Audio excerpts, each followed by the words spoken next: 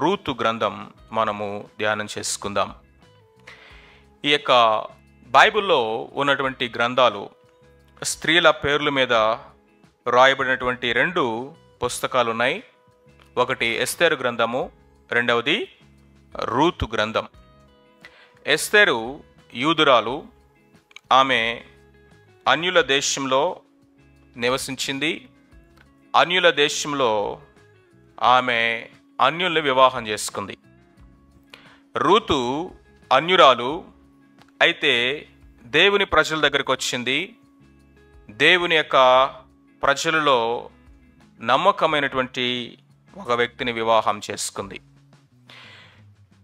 ఈ Ruth and Esther ఇద్దరి యొక్క జీవితాలను మనం చూస్తూ ఉన్నప్పుడు దేవుడు పురుషుల పక్షపాతి కాదు. ఆయన పురుషులను స్త్రీలను ఆయన సమానంగా చేశాడు. ఆయన ఎవరినైనా వాడుకోగలడు. స్త్రీ దేవుని దృష్టిలో, ఆయన సృష్టిలో ఎంత ప్రాముఖ్యమైన వారో మనకి ఈ గ్రంథాలు నేర్పిస్తూ ఉన్నాయి.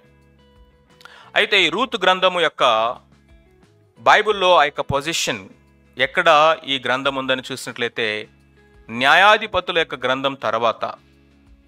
అంతేకాకుండా రూతు గ్రంథం యొక్క ప్రారంభ పలుకుల్లో కూడా మనం చూసినట్లయితే న్యాయాధిపతులు ఏలిన దినముల్లో జరిగినటువంటి సంఘటనలు అని మనం అక్కడ చూస్తాం. న్యాయాధిపతుల యొక్క కాలము బైబిల్లో కనుక మనం చూసినట్లయితే ఇజ్రాయెల్ యొక్క చరిత్రలో అది ఒక డార్క్ పీరియడ్ అని చెప్తారు. ఎందుకు అది ఒక చీకటి కాలం అన్నామంటే న్యాయాధిపతుల గ్రంథంలో మరలా రిపీటెడ్గా వినపడే పదమేనంటే ఇశ్రాయేలులు మరలా యెహోవా దృష్టికి పాపము చేయగా. న్యాయాధిపతుల గ్రంథంలో రిపీటెడ్గా జరిగేటటువంటి ఒక ప్రక్రియ ఏంటంటే చుట్టూ ఉన్నటువంటి శత్రువులు వారిని బానిసలుగా చేసి వారిని పరిపాలన చేయటం. శత్రువుకు బానిసలైపోయిన ప్రజలుగా, దేవునికి అవిధేయులైపోయినటువంటి ప్రజలుగాను, అంతేకాకుండా దేవుని యొక్క భయము కానీ, నీతి, యథార్థత, పరిశుద్ధత కానీ లేనటువంటి ఒక జనరేషన్ అది. న్యాయాధిపతుల కాలము ఎలాంటిదంటే కాపరు లేని గొర్రెల లాంటి పరిస్థితి, టీచర్ లేని క్లాస్ రూమ్ లాంటి పరిస్థితి, రాజ్యము రాజు లేనటువంటి రాజ్యం లాంటి పరిస్థితి. ఆ దినముల్లో ఇశ్రాయేలుకు రాజు లేడు. ప్రతివాడును వారి ఇష్టానుసారమైనటువంటి మార్గాలకు వారు తొలగిపోయిరి. ఇష్టానుసారమైన జీవితము, ఇష్టానుసారమైనటువంటి ప్రవర్తన, దేవుని భయము లేనటువంటి ఒక భయంకరమైనటువంటి అపవిత్రత, విగ్రహ ఆరాధన కూడా దేవుని ప్రజల్లోకి చొరబడినటువంటి పరిస్థితులు. అలాంటి పరిస్థితుల్లో, అలాంటి టైంలో రూతు గ్రంథము అద్భుతమైనటువంటి ఒక లవ్ స్టోరీ మనకి ఏమి తెలియచేస్తూ ఉంది. ఈ రూతు గ్రంథం ఏ విధంగా మనకు కనిపిస్తూ ఉంది అంటే ఇది క్యాండిల్ ఇన్ ద డార్క్, చీకటిలో, కారు చీకటిలో ఒక కాంతి రేఖలాగా లేకపోతే ఈ పుస్తకం మనకు పరిచయం ఇస్తూ ఉంది. Ray of hope. అలాంటి ఆశ లేనటువంటి నిరాశాజనకమైనటువంటి టైంలో, కాలంలో ఒక ఆశా కిరణములాగా కనిపిస్తూ ఉంది. దేవుని ప్రజలను చూస్తే వారు అవిధేయులైపోయారు. అవిధేయులైపోయి దేవుని యొక్క డిసిప్లిన్, క్రమశిక్షణ, తీర్పునకు లోనై కరువు కాటకాలతో వారు అలమటిస్తూ ఉన్నారు. దేవునికి విధేయులయ్యి దేవునికి మహిమకరంగా జీవించాల్సినటువంటి ప్రజలు అవిధేయులైపోయి ఇక్కడ కనిపిస్తూ ఉంటే, దేవునికి వ్యతిరేకంగా ఉన్నటువంటి శత్రువులుగాను శాపగ్రస్తులుగా పిలువబడుతున్నటువంటి మోయాబు అన్య జనాంగములో నుంచి ఒక స్త్రీ వచ్చి దేవుని ఆశీర్వాదాలకు కారణమైంది. ఆశీర్వాదానికి కారణమైన వారు అవిధేయులైపోగా శాపగ్రస్తమైనటువంటి స్థితిలో నుంచి ఒక స్త్రీ వచ్చి అక్కడ ఆశీర్వాదానికి కారణభూతురాలుగా ఆమె చేయబట్ట మనం చూస్తాం. పౌలు భక్తుడు రోమాపత్రికలు అంటాడు, ఇశ్రాయేలు ప్రజల యొక్క అవిధేయత అన్యజనులకు ఆశీర్వాదకరమైంది అంటాడు. వారి అవిధేయతే అన్యజనులకు ఆశీర్వాదకరమైతే వాళ్ళ విధేయత ఇంకా ఎంత గొప్ప ఆశీర్వాదము, మృతులు సజీవులగుదురు కదా అంటాడు. ఆ మాట యొక్క నెరవేర్పు లేకపోతే దాని యొక్క పర్ఫెక్ట్ షాడో మనం ఎక్కడ చూస్తామంటే రూతు గ్రంథంలో మనం చూస్తాం. దేవుని ప్రజలు అవిధేయులైపోయి అక్రమము, అన్యాయము, అపవిత్రతలో నిండిపోయినటువంటి టైంలో ఒక అన్యజనుల్లో నుంచి, దేవుని ఎరగనటువంటి ప్రజల్లో నుంచి ఇదిగో ఒక స్త్రీ వచ్చి ఆశీర్వాదకరమైనటువంటి పరిస్థితిలోనికి, అంతేకాదు యేసు క్రీస్తు ప్రభువారి యొక్క వంశావల్లోనికి ఆమె చేర్చబడటము ఈ గ్రంథం మనకి నేర్పిస్తూ ఉంది.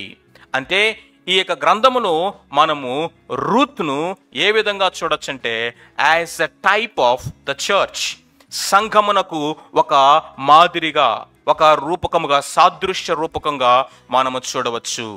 ఇజ్రాయేలు ప్రజలు ఇప్పటికీ కూడా వారు క్రీస్తును అంగీకరించలేని స్థితిలో, నిద్రమత్తు గల ఆత్మ కలిగిన వారిగా, దేవునికి అవిధేయులై ఉంటూ ఉండగా, అన్యజనులో అనేకుల్ని ఈ దినమున ఆయనకి ఇష్టురాలుగాను, ఆయన పెండ్లి కుమార్తెగాను, సమీప బంధువైనటువంటి క్రీస్తు ప్రభు తన యొక్క రక్తము ద్వారా విమోచించి అన్యజనులైనటువంటి వారిని తనదానిగాను తనవారిగాను వివాహము ఆడేటటువంటి ఆ ఆత్మీయ సంగత అయినటువంటి ఆ సత్యము మనము ఈ గ్రంథములో బోయాజు, రూతుల మధ్య ఉన్నటువంటి ఆ యొక్క వివాహానికి సాదృశ్యరూపకంగా మనము చూడవచ్చు. ఈ యొక్క గ్రంథములో చాలా పారాడాక్సెస్ ఉంటాయి. పారాడాక్సెస్ అంటే వైవిధ్యాలు. ఈ యొక్క బుక్ యొక్క బిగినింగ్, బుక్ యొక్క ఎండ్ చాలా ఇంట్రెస్టింగ్గా ఉంటుంది. ఈ బుక్ ఎందుకు అంత ఇంట్రెస్టింగ్ అందరికంటే, ఈ బుక్ యొక్క క్లైమాక్స్ అనేది చాలా ఆశాజనకంగాను, చాలా బెటర్గా ఇది ఎండ్ అవుతోంది. దీని యొక్క బుక్ యొక్క బిగినింగ్ చూస్తే it was bad, but the book యొక్క కంక్లూషన్, ఎండ్ కనుక మనం చూసినట్లయితే ఇట్స్ గ్లోరియస్. ఏ విధంగా ఈ పారాడాక్స్ ఉంటా ఉందో మనం చూద్దాం. ఈ పుస్తకము ఒక కరువుతో స్టార్ట్ అవుతుంది, ఒక విందుతో ముగించబడుతుంది. This book begins with a famine, ends with a feast. ఈ పుస్తకం యొక్క బిగినింగ్ లో కనుక చూస్తే మరణాలు మనం చూస్తాం. ఒకరి తర్వాత ఒకరు మరణాలు మనం చూస్తాం. కానీ ఈ బుక్ యొక్క కంక్లూషన్, ఎండ్ కనుక మనం చూసినట్లయితే it ends with marriage, wedding, వివాహముతో ఆ పుస్తకం ముగియటం మనం చూస్తాం. ఈ బుక్ యొక్క బిగినింగ్ కనుక మనం చూసినట్లయితే సారో, దుఃఖము, కన్నీరు, భయంకరమైనటువంటి విలాపము, విషాదము అనేది ఈ పుస్తకం యొక్క బిగినింగ్ లో మనకు కనిపిస్తుంది. బట్ ఈ బుక్ యొక్క ఎండ్ కనుక మనం చూసినట్లయితే it ends with the celebration, ఒక గొప్ప సంతోషకరమైనటువంటి సెలబ్రేషన్ తో ఈ బుక్ ముగించబడుతుంది. ఈ బుక్ యొక్క బిగినింగ్ కనుక మనం చూసినట్లయితే it begins with a disobedient family, ఒక అవిధేయులైనటువంటి కుటుంబంతో ప్రారంభించబడింది. But this book ends with a obedient family. ఈ బుక్ యొక్క బిగినింగ్ డిసిప్లిన్ తో స్టార్ట్ అవుతుంది. ఈ బుక్ యొక్క ఎండ్ కనుక మనం చూసినట్లయితే ఒక బ్యూటిఫుల్ ఆ యొక్క దేవుని యొక్క ఆశీర్వాదంతో స్టార్ట్ అవుతుంది. ఈ యొక్క బుక్ యొక్క బిగినింగ్ లో కనుక చూస్తే ఒక కుటుంబాల్లో కుమారులు చనిపోవటం మనం చూస్తాం. ఈ బుక్ యొక్క ఎండ్ కనుక మనం చూసినట్లయితే కుటుంబంలో ఒక కుమారుడు పుట్టటము మనము చూస్తాం. దట్స్ అ బ్యూటిఫుల్ పారాడాక్స్ ఈ యొక్క పుస్తకములో మనం చూడొచ్చు. అంతేకాకుండా ఇది కేవలము 4 అధ్యాయాలు కలిగినటువంటి 85 వచనాలు కలిగినటువంటి చాలా చిన్న పుస్తకమైనప్పటికీ కూడా క్రైస్తవ విశ్వాసములో ఉన్నటువంటి మూలమైనటువంటి సిద్ధాంతాలన్నీ కూడా ఈ గ్రంథంలో ప్యాక్ అయి ఉన్నాయి. This book is packed with the basic fundamental Christian doctrines. విశ్వాస ప్రమాణాలతో ఈ యొక్క గ్రంథము సిద్ధాంతాలతో ముడిపినట్లుగా మనకు కనిపిస్తుంది. మొట్టమొదటిగా మనం ఏం చూస్తామంటే దేవుని యొక్క సార్వభౌమత్వాన్ని మనం చూస్తాం. The providential work of God. మన దేవుడు ఆయన సార్వభౌముడు.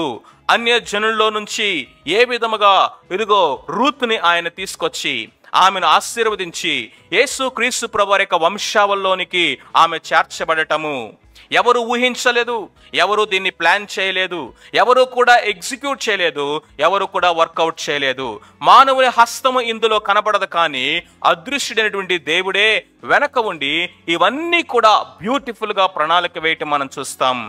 మానవుడి ఒక పక్క అవిధేయత అయి ఉండొచ్చు, కరువులో వాళ్ళు పారిపోయే ఉండొచ్చు, అవిధేయులైపోయి అవిశ్వాసుల్ని పెళ్లి చేసుకునే ఉండొచ్చు. కానీ in the midst of the disobedience of human beings God is working beautifully to execute his plans and purposes. తన ఆలోచనలు, తన ప్రణాళికలు, తన ఉద్దేశాలని సార్వభౌముడైనటువంటి దేవుడు మానవుని యొక్క అవిధేయతలో కూడా అద్భుతంగా నెరవేర్చుకోవటము ఈ గ్రంథం మనకు నేర్పిస్తా ఉంది. ఈ గ్రంథం ఇంకా మనకేమి నేర్పిస్తా ఉంది అంటే ద రిడెంప్షన్ ఆఫ్ గాడ్. దేవుని యొక్క విమోచన గురించి ఈ గ్రంథం మనతో మాట్లాడుతూ ఉంది. ఏ విధముగా ఒక విధవరాలైనటువంటి ఒక స్త్రీ, లేకపోతే ఒక బానిసత్వములో ఉన్నటువంటి ఒక స్లేవ్, తాకట్టు పెట్టిన కుదవబెట్టబడిన స్థితిలో ఉన్నటువంటి ఆ యొక్క స్థితిలో ఉన్న వారిని విడిపించడానికి సమీప బంధు ధర్మము ఏ విధముగా నెరవేర్చబడతా ఉందో, విమోచన కార్యము, విమోచన క్రయధనము, స్వాతంత్రము, విడుదల, ఇవన్నీ కూడా మనం చూస్తా ఉన్నట్లయితే పాపము నుంచి, పాపం యొక్క బానిసత్వము నుంచి విడిపించడానికి మన సమీప బంధువుగా క్రీస్తు ప్రభువారి లోకానికి వచ్చి ఏ విధముగా తన యొక్క పరిశుద్ధ రక్తాన్ని విమోచన క్రయధనముగా చెల్లించి మనల్ని విమోచించడం ద్వారా ఆయన మనకు సమీప బంధువు అయ్యాడో ఈ గ్రంథము విమోచన కార్యాన్ని వివరిస్తూ ఉంది. మూడవదిగా చూసినట్లయితే ఈ గ్రంథంలో మనం ఇంకా చూసే డాక్ట్రిన్ ఏంటంటే ద డాక్ట్రిన్ ఆఫ్ గ్రేస్, కృప. క్రియల మూలముగా కలిగినది కాదు ఇది. రూత్ కానీ లేకపోతే మిగిలినటువంటి వారు కానీ గ్రంథంలో ఉన్నవారు వారు ఏమై ఉన్నారు అనేది వారి క్రియలను బట్టి కాదు, కానీ దేవుని యొక్క ఉచితమైన కృప. కేవలము కృప ద్వారా మాత్రమే ఆమె అంగీకరించబడింది, కృప ద్వారా మాత్రమే తన ప్రజల్లోకి స్వీకరించబడింది, కృప ద్వారా మాత్రమే విమోచన పొందింది, కృప ద్వారా మాత్రమే ఇదిగో ఆ కవనెంటల్ రిలేషన్షిప్ లోనికి, నిబంధన సంబంధమైనటువంటి ఆ యొక్క ప్రేమను ఆమె బోయాజ్ ద్వారా పొందుకోగలిగింది. ఎలాగా జరిగింది అంటే ఇది కేవలము కృప. మానవుని యొక్క జీవితాల్లో రక్షణ కార్యము కూడా అది కృప వలన మాత్రమే కలిగినది, మీ క్రియల వలన కలిగినది కాదు అని దేవుని యొక్క వాక్యం సెలవిస్తా ఉంది. ఇక్కడ కూర్చున్న మన అందరి యొక్క జీవితాల్లో మనం ఏమై ఉన్నామంటే కేవలము దేవుని ఉచితమైన కృప అయి ఉన్నాము. మనం పుట్టినటువంటి పుట్టుకుని బట్టి కాదు, లేకపోతే వంశమును బట్టి కాదు, కుటుంబాన్ని బట్టి కాదు, మనం చేసిన భక్తిని బట్టి కాదు, నీతి క్రియలను బట్టి కాదు, లేకపోతే ఈ లోకములో అందరికంటే గొప్ప ఆధిక్యతలు మనకు ఉన్నాయి కాబట్టి దేవుడు మనల్ని ఎంచుకోలేదు, కానీ కేవలము ఆయన ఉచితమైన కృప. రూతు వలె మనము కూడా అన్యులుగా ఉన్నప్పుడు దేవుడు మనల్ని ఆయన తన ఉచితమైన కృప ద్వారా ముందుగానే ఆయన ఎరిగి మనల్ని స్వీకరించాడు. నాలుగవది చూసినట్లయితే ఈ గ్రంథములో మనం చూసేటువంటి మరొక డాక్ట్రిన్ అంటే the doctrine of covenantal love, నిబంధన సంబంధమైనటువంటి దేవుని యొక్క ప్రేమ ఎంత గొప్పదో ఈ యొక్క గ్రంథం మనకి వివరిస్తూ ఉంది. నిబంధన ప్రేమను హీబ్రూ భాషలో ఏమంటారంటే హెస్సద్ అంటారు. హెస్సద్ అనేటువంటి యొక్క మాటకు అర్థం ఏంటంటే కంపాషన్తో కూడినటువంటి, దయారసముతో కూడినటువంటి, జాలితో కూడినటువంటి ప్రేమ. ఈ ప్రేమ స్టెడ్ ఫాస్ట్ లవ్, శాశ్వతమైనది, నిలిచి ఉండేది, నిబంధనతో కూడినది, మారనది. అలాంటి ప్రేమను దేవుడు తన ప్రజల పట్ల కలిగి ఉండటం మనం చూస్తాం.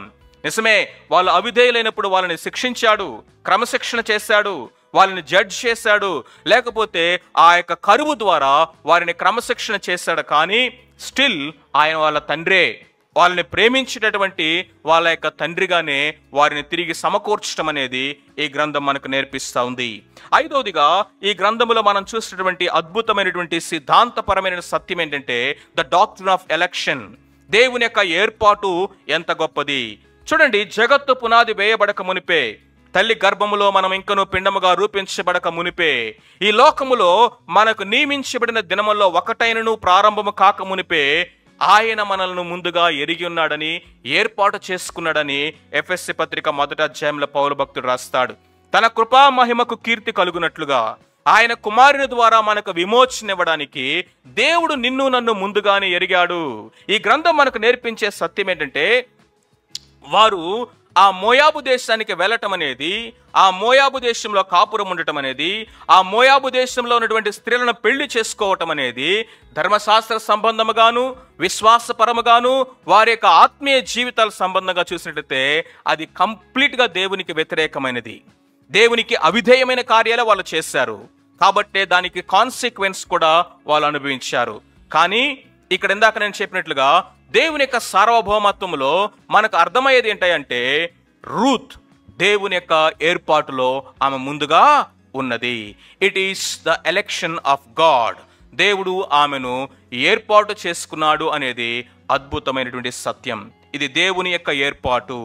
అంతేకాకుండా ఇంకా ఈ గ్రంథములో మనం చూసినటువంటి సత్యాలు ఏంటంటే ఎస్కటాలజీ, అంటే రాకడ గురించినటువంటి ఎండ్ డేస్ గురించినటువంటి విషయాలు ఈ గ్రంథములో సూచన రూపకంగా మనం చూస్తాం. ఎలాగా? బోయాజు ఎవరిని కన్నాడు? ఓబేదుని కన్నాడు. ఓబేదు ఎవరిని కన్నాడు? యెషయిని కన్నాడు. యెషయి ఎవరిని కన్నాడు? తండ్రి అయిన దావీదు, రాజు అయినటువంటి దావీదును కన్నాడు.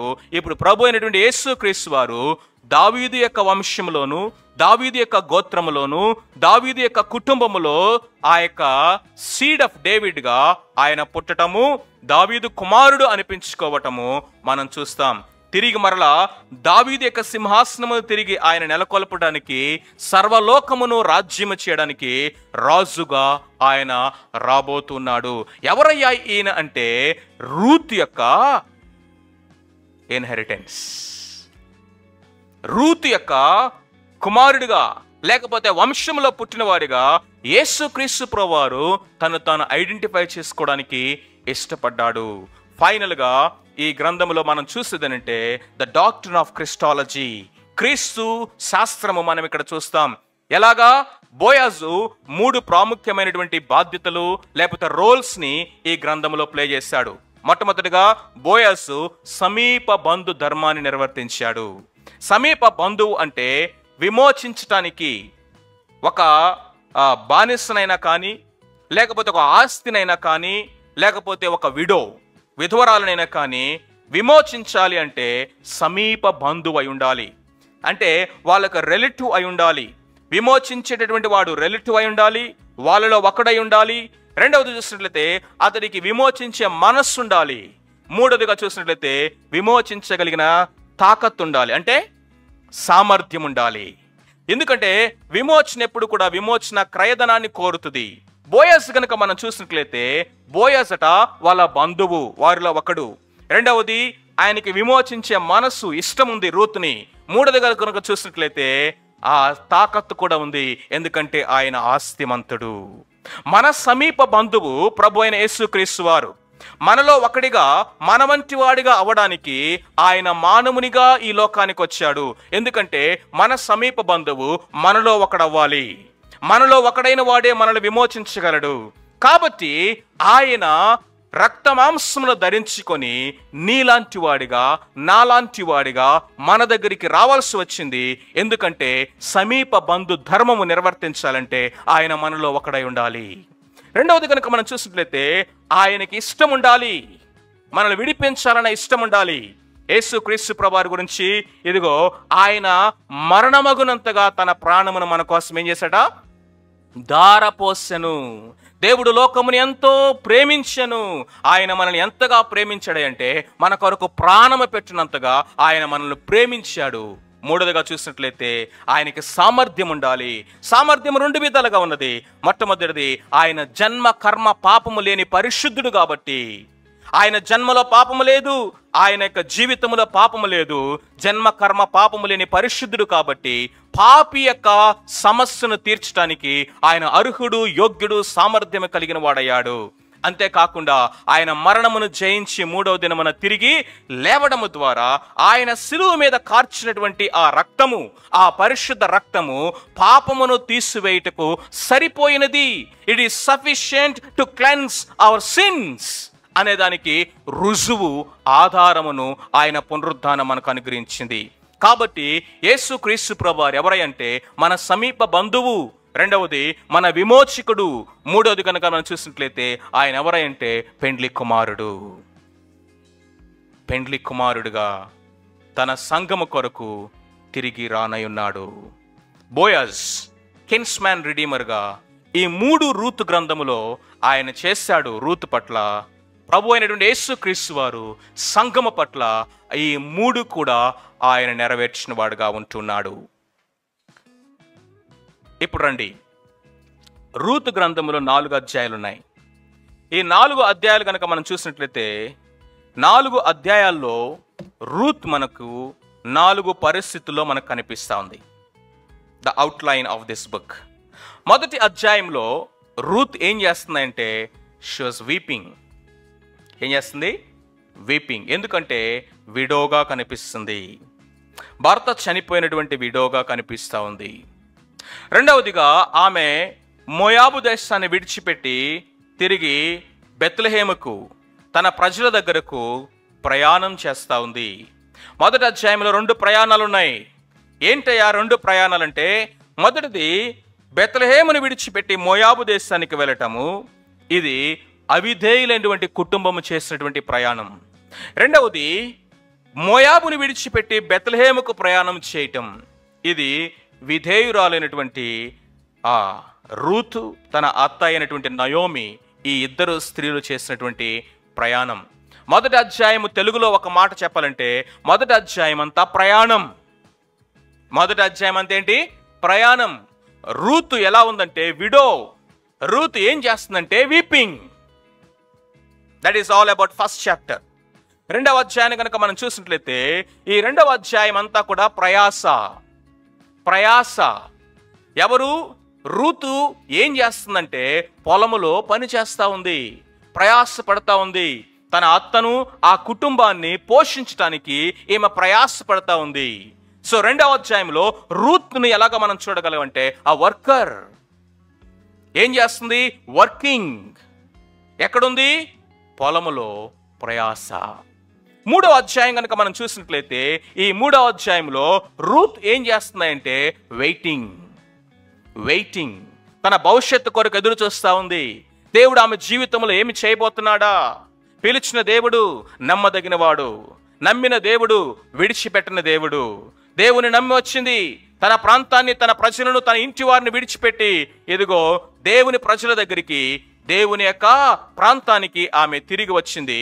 ఇప్పుడు ఆమె తన పనిలో బిజీగా ఉండగా దేవుడు ఆమె పక్షముగా ఏమి చేయబోతా ఉన్నాడా, ఏమి చేస్తా ఉన్నాడా అన్న విషయంలో ఇక్కడ ఆమె పడిగాపులు కాస్తా ఉంది.